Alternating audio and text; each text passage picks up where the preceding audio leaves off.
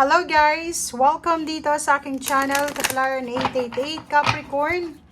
Alamin natin Capricorn kung anong messages, vibration, Dubai energy para sa inyong lahat. Ito ay first 2 weeks ng January 20 to 24. Okay, Capricorn. Wow! Yin and Yang, balance, angel of love, first chakra, Archangel Michael. Okay. So, ang tatlong barahan to ay sobrang napakaganda. Kasi, kung makikita mo dito, balanse. Magkakaroon ng balanse yung buhay mo, Capricorn. So, it's either relationship man yan, trabaho, negosyo, or kung ano pa man. Siguro, yung iba sa inyo dyan, makakahinga ng malalim ngayon. Dahil, pwedeng may mga, dati siguro, wala kayong oras. Kulang sa oras yung ibang Capricorn. But, ngayon, siguro sa darating na mga araw, kasi first 2 weeks to So, posibleng ngayon ay mababalanse mo na kung ano yung mga kailangan balansehin sa buhay mo. Okay? For example, may oras ka na sa relationship, may oras ka na sa pamilya, may oras ka na sa trabaho, may oras ka na sa kung ano pa, personal, career, or spiritual. Okay, 49, 9, 10, 11, 12, 13, 4. Stability din, balance. Relationship, nakikita natin dito, Capricorn, na may mga hindi naging maganda na nangyari sa'yo sa 2023, lalo na sa relationship. Maraming pagkakataon na nag-aaway ang magkarelasyon. Kung may relationship ka, kung wala ka namang relationship, sobrang hirap magkaroon ng relationships for the past few months. But these first few weeks, few days ng January, nandito si Archangel Michael para bigyan ka ng protection, guidance, lalo na sa usaping relationship and sa money. Okay? So, trust your angels, especially Archangel Michael.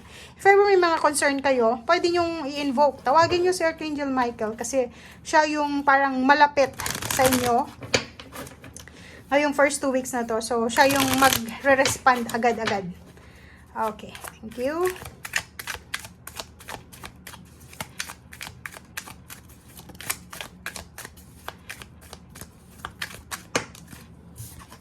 Okay, Four of Swords.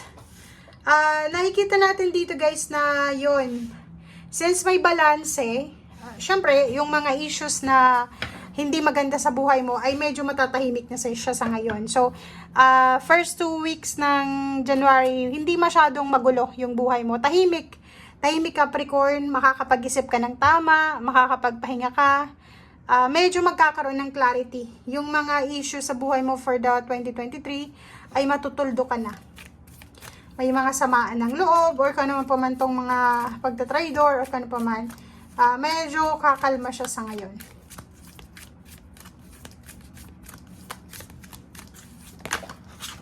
Okay.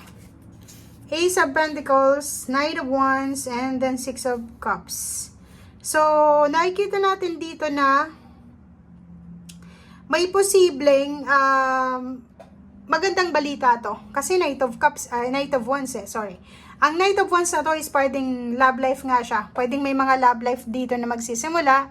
It's either new job, new work, new connection, new business partnership, or kung ano man to na pagbabago na darating sa buhay mo. Okay?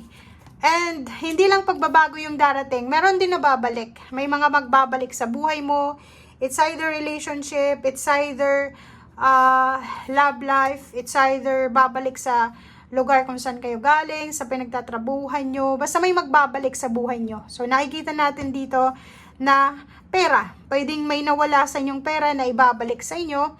Support financial na pwedeng babalik sa inyo. So, nakikita natin dito na yung new beginnings.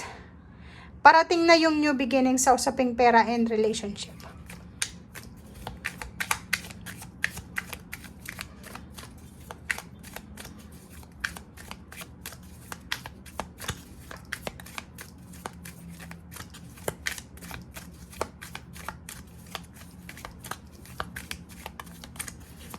Okay.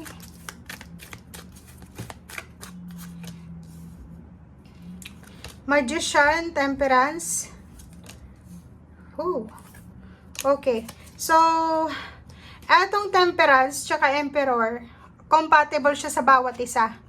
Okay, so ibig sabihin niya, if ever man na naghihintay tayo ng mga magagandang balita regarding sa money, regarding sa trabaho, bagong relationship, or kung ano man itong hinihintay mo, be patient guys. Kasi, itong empowerment na to na pwedeng dumating sa buhay mo, hindi natin yan, like, di ba, pag halimbawa, ikaw ay isang CEO, ikaw ay isang boss, yun, example lang to, ikaw ay mataas yung posisyon mo sa komunidad, politiko,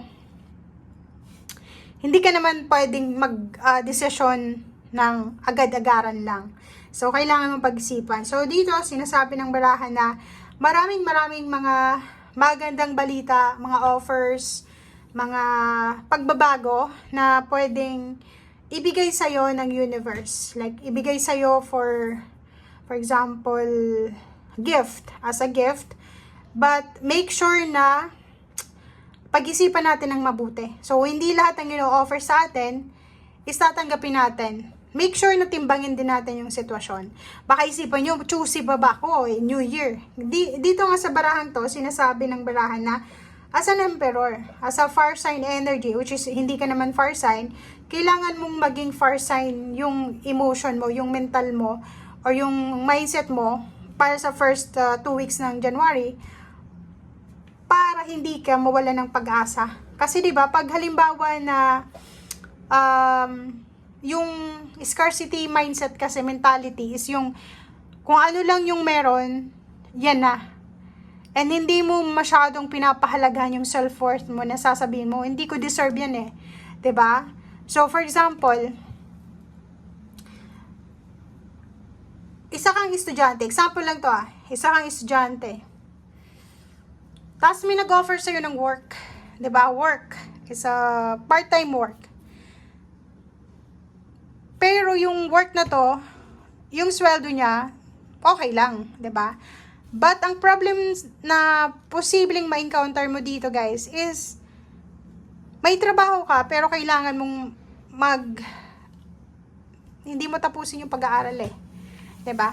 So alin yung pipilian mo? Hindi mo tatapusin para makapagtrabaho ka ngayon, meron kang konting pera, pero hindi ka naman nakagraduate, or tatapusin mo, tapos tsaka ka na maghanap ng trabaho. Parang ganun lang to. Temperance, kailangan natin ng pasensya. So, isipin mo yung self-worth mo. Hindi ibig sabihin na ino-offeran ka ng trabaho ngayon, love life ngayon, tatanggapin mo. Kailangan din, timbangin natin. Kaya nandito yung Emperor in Temperance kasi kailangan natin na i-weigh yung lahat ng circumstances. Kasi walang ano sa'yo eh. Hindi mo dapat minamaliit yung sarili mo. Kasi nandito yung Magician eh. Ibig sabihin yan, walang problema sa'yo. If ever man na medyo natatagalan yung swerte mo sa buhay, parang feeling mo hindi dumarating yung swerte, nako, walang problema sa'yo. Talagang hindi pa right timing, talagang hindi pa destiny. Pero once na pumasok ka na doon sa destiny mo, tuloy-tuloy yan eh. Kasi kung makikita mo dito, ang pinaka quality or traits na magpapayaman sa'yo or magdadala sa'yo ng success is yung pagiging mapasensya. Okay? So, thank you guys. Bye!